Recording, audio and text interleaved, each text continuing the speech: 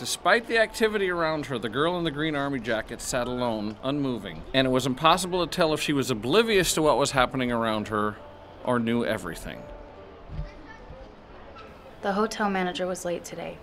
Every day he walks to the bagel place and gets 2 bagels, puts one in a sack and eats the other as he walks back home to work. He looks at every person like a possible customer. I'm invisible to him.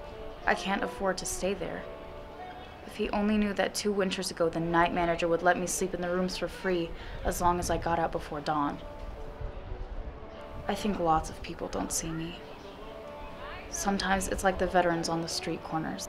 They've gone to war, sometimes left their arms or legs there, and there's nothing here to help them, so they beg for food. Their wounds make people uncomfortable, so they don't see them. My wounds would scare them. That was why I had to live on the streets too. The man who owns the tea shop has his own wounds, so he can't walk anymore. One day he hired me to run errands for him. The warmer the bagels, the bigger the tips he gave me. He gave me the first real paycheck I ever got. I visit him once a week now that he's retired. I never had real tea before. Out of respect, I'll never have instant again.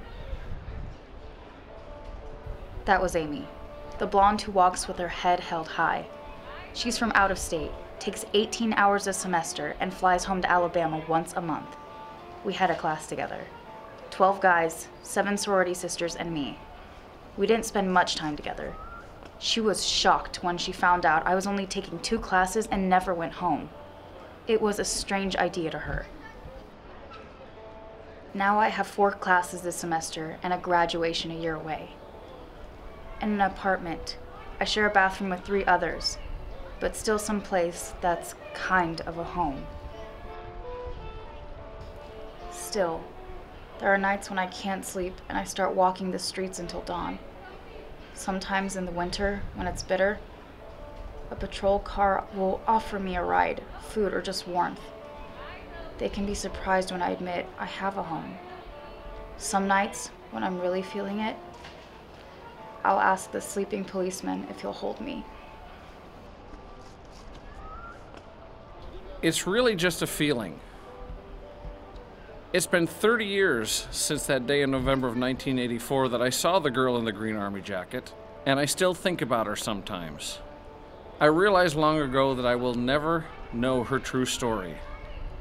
What brought her to the Ped Mall in Iowa City at that moment on that day, or where she went afterwards. I wonder if, in some way, she'd find comfort in the fact that there was one person, even someone she never met, who would never forget her or her dignity.